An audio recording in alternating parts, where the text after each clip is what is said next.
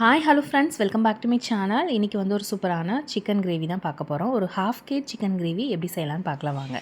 அதுக்கு தேவையான பொருட்கள் பார்த்திங்கன்னா, ஒரு 15 பல் பூண்டு, ஒரு துண்டு இஞ்சி எடுத்திருக்கேன், 1/4 டீஸ்பூன் சோம்பு, 1/4 டீஸ்பூன் சீரகம், ஒரு 4 கிராம்பு, ஒரு ஏலக்காய், 2 துண்டு பட்டை, அதுக்கப்புறம் பார்த்திங்கன்னா மிளகு 1/2 டீஸ்பூன் எடுத்திருக்கேன்.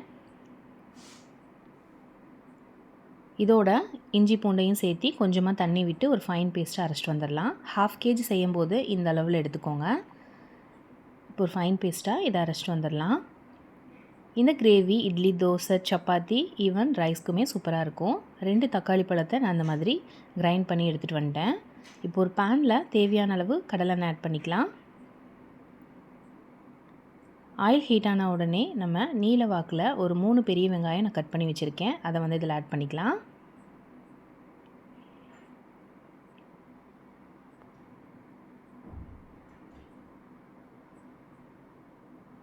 வெங்காயம் நல்லா வந்து பொன்னிறமாக வதங்கி வரட்டும்.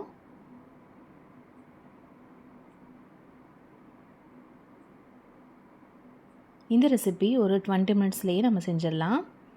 இந்தளவுக்கு வெங்காயம் வதங்கினோடனே நம்ம அரைச்சி வச்சுருக்கிற பேஸ்ட்டை இதோட ஆட் பண்ணிக்கலாம்.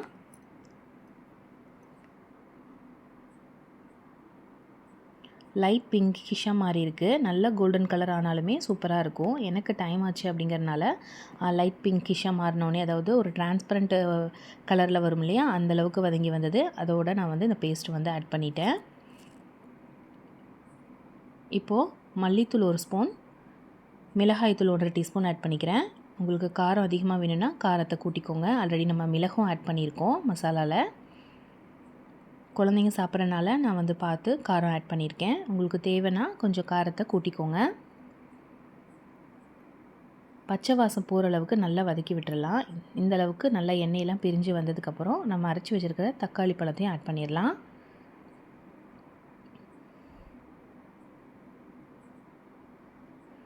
இதையும் நல்லா கலந்து விட்டுறலாம். ஒரு 2 நிமிஷம் நல்லா வந்து இதோட நல்லா வதங்கி வரட்டும்.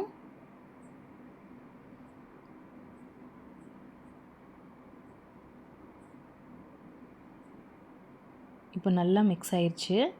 இதோட நான் வந்து ஒரு 3 டீஸ்பூன் பார்த்திங்கன்னா கெட்டியான தயிர் ஆட் பண்ணிக்கிறேன், புளிக்காத தயிர். இந்த தயிர் ஆட் பண்ணும்போது சிக்கன் நல்லா சாஃப்டாக வெந்து வரும், டேஸ்ட்டுமே சூப்பராக இருக்கும்.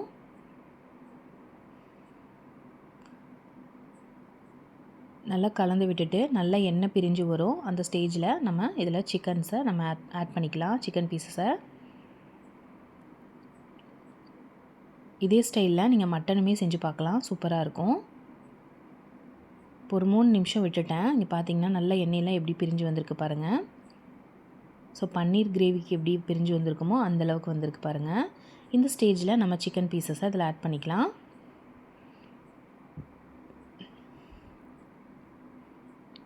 இந்த கிரேவி சப்பாத்தி, நான், பரோட்டா இதுக்கு எல்லாத்துக்குமே சூப்பராக இருக்கும். ஈவன் ரைஸ்க்குமே சூப்பராக இருக்கும். இட்லி, தோசை எதுக்குமே அல்டிமேட்டாக இருக்கும். இது கண்டிப்பாக ட்ரை பண்ணி பாருங்கள். தேவையான அளவு உப்பு ஆட் பண்ணிக்கிறேன். 1 டீஸ்பூன் மஞ்சள் தூள் ஆட் பண்ணிக்கிறேன். இப்போ இது நல்லா கலந்து விட்டுட்டு நம்ம ஒரு லிட் போட்டு சிம்மில் வச்சிட வேண்டியது தான்.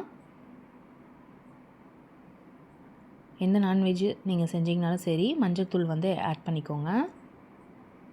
இப்போ நல்லா கலந்து விட்டுட்டு கொஞ்சம் போல் கொத்தமல்லி தழை தூவி விட்டுக்கிறேன். நல்லா வாசனையாக இருக்கும். இப்போ உடனே வந்து தண்ணி ஆட் பண்ணிடக்கூடாது, நமக்கு டேஸ்ட்டே வராது, சலசலன்னு ஆயிரும். இது ஒரு லிட் போட்டு நம்ம ஒரு 10 நிமிஷம் அப்படியே விட்டுறலாம். இப்போ பாருங்கள் எவ்வளோ அதுலேயே தண்ணி எப்படி வந்திருக்கு பாருங்கள். இதுக்கு மேலே உங்களுக்கு கிரேவி வேணும் அப்படின்னா நீங்கள் இனி கொஞ்சம் தண்ணி சேர்த்தி கொஞ்சமாக வேக வச்சு எடுத்துக்கோங்க. இங்கே பாருங்கள் இதுலேயே எவ்வளோ வாட்டர் வந்திருக்குன்னு. இப்போ கொஞ்சமாக தண்ணி விட்டு நல்லா வந்து வேக வச்சு நான் எடுத்துக்கிறேன். ஆல்ரெடி இதுலேயே தண்ணி இருக்குது, இருந்தாலுமே கொஞ்சமாக தண்ணி விட்டு க்ளோஸ் பண்ணி வச்சிட்றேன். இப்போ நல்லா வந்து உங்களுக்கு குக்காகி வந்துடும். நான் லிட் வந்து இந்த லிட்டு மூடி வச்சிட்றேன். இப்போ பாருங்கள் ஒரு 15 நிமிஷம் அப்படியே விட்டுட்டு ஓப்பன் பண்ணி பார்த்தா சூப்பராக சிக்கன்லாம் பூ மாதிரி வெந்து வந்திருக்கும். சூப்பரான கிரேவி ரெடி ஆயிடுச்சு. கண்டிப்பாக இந்த கிரேவியை ட்ரை பண்ணி பார்த்துட்டு உங்களோட ஃபீட்பேக்கை மறக்காமல் கமெண்டில் ஷேர் பண்ணுங்கள். அண்ட் தென் நெக்ஸ்ட் வீடியோவில் மீட் பண்ணலாம். இந்த வீடியோ பிடிச்சிருக்குன்னு நினைக்கிறேன். பிடிச்சிருந்ததுன்னா மறக்காமல் சேனலை சப்ஸ்கிரைப் பண்ணிக்கோங்க. ஒரு லைக் கொடுத்துருங்க.